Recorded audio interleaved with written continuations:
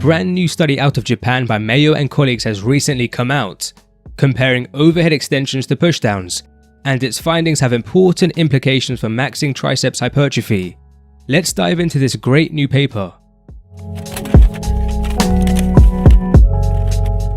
21 untrained adults, comprising 14 men and 7 women, had one arm assigned to an overhead condition and their other arm assigned to a pushdown condition. Both arms were trained across 2 sessions per week for 12 straight weeks. The overhead condition arm trained overhead cable extensions, while the pushdown condition arm trained cable pushdowns. Both exercises were performed from 0 to 90 degrees of elbow flexion and with a supinated grip. Every session, the subjects alternated which condition was trained first, and both of the exercises were trained for 5 sets of 10 repetitions, with 2 minutes of rest between sets.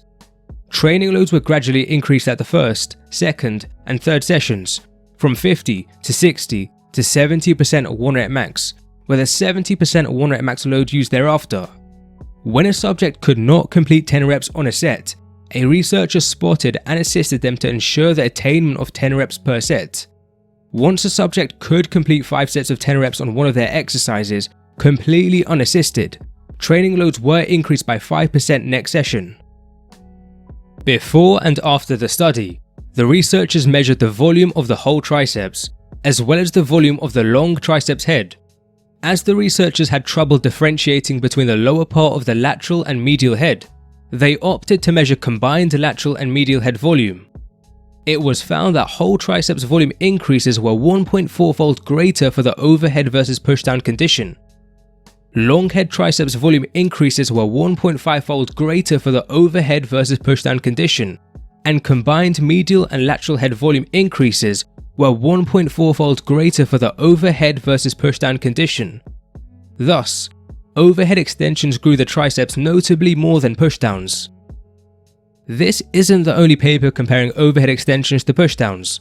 One other paper out of Greece similarly found overhead extensions tended to grow the long head at 50 and 60% of the upper arm region more than pushdowns.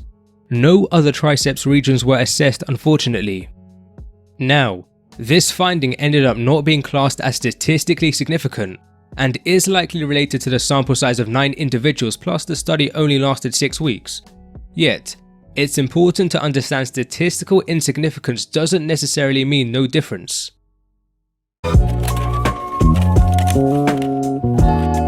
As we know, the triceps consist of the long, medial, and lateral head. The medial and lateral heads only pass over their elbow joint, and thus are called single joint muscles. The long head passes over both the elbow and shoulder joints, and thus is called a 2-joint muscle.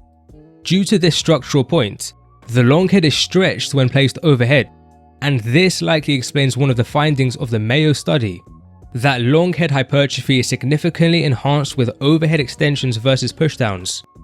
There's a growing body of research demonstrating achieving a stretch during an exercise is powerful for evoking muscle hypertrophy. A previous study by the same researchers, Mayo and colleagues, evaluated the hamstrings, except for the biceps femoris short head, which is a 1-joint muscle that only crosses over the knee. All the other heads of the hamstrings are 2-jointed as they cross the knee and hip joints. Due to this structural point, seated curls are going to stretch all of the 2-joint hamstring muscles more than lying leg curls. And guess what?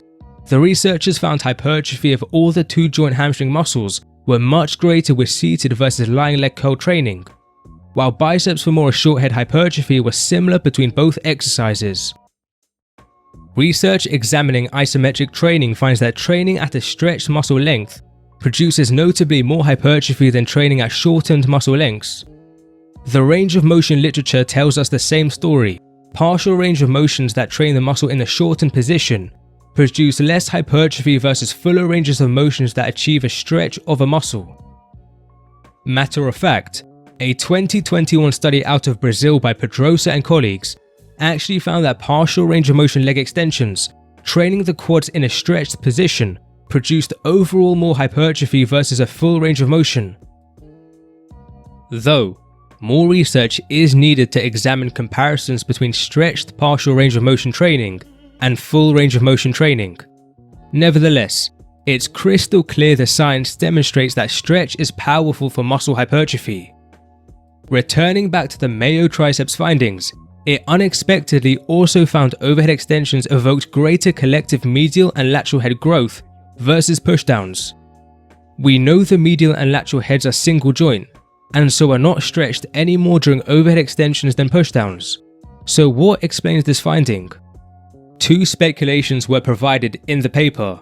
Firstly, the researchers simulated models and found that during overhead extensions, the long head operates on the descending limb of the force length curve. For those who have no clue what this means, it's simply saying the long head may not be able to produce much active contractile force during overhead extensions, perhaps resulting in the nervous system evoking stronger force contributions from the lateral and medial head.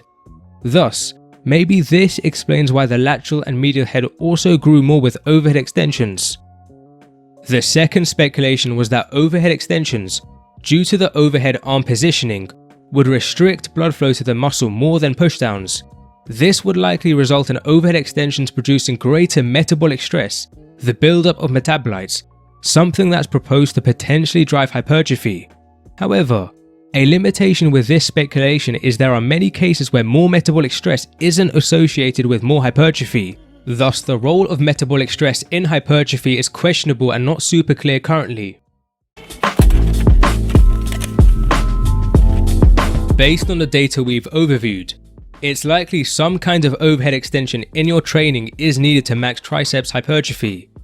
For those who care more about efficiency, you do not wish to do much exercise variation and/or training volume, and you're not overly concerned about meticulously maxing triceps gains, overhead extensions alone can probably do this job. Yet, for those wanting to do the utmost to develop the triceps, I'm skeptical overhead extensions alone would be sufficient. You see, the Mayo study examined volume of the overall triceps, the long head, and the combined lateral and medial heads. Volume is a great muscle growth measurement, as it's three-dimensional and incorporates all regions. However, volume does not consider regional hypertrophy differences. Regional hypertrophy is the phenomenon where muscles do not grow evenly across its regions, and numerous studies validate its existence. Different triceps exercises could preferentially develop different regions of the triceps, meaning a combination of a few triceps exercises are needed to max overall regional gains. In fact, we have research alluding to this. A study out of Japan by Kawakami and colleagues found after training dumbbell overhead extensions for 16 weeks, the overall triceps mainly developed in the slightly upper regions. A different study out of Japan by Wakihara and colleagues found after training dumbbell skull crushers for 12 weeks, the overall triceps mainly developed in the middle regions. Thus, the combination of overhead extensions with skull crushers is a good idea to regionally develop the triceps. Furthermore, it's possible pushdowns themselves target slightly different triceps regions compared to overhead extensions and skull crushers, so the inclusion of pushdowns too might be beneficial, but more research is needed to validate this.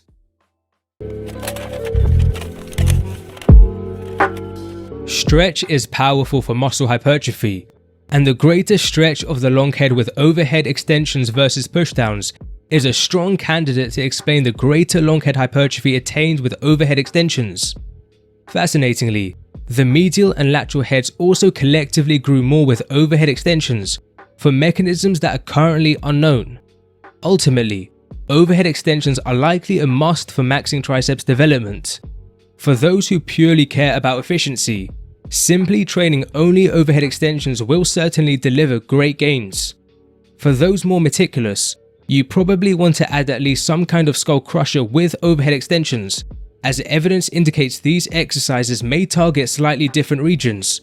It's possible pushdowns also target different regions, but we don't have any concrete data demonstrating this, so it's your call if you want to add pushdowns in too.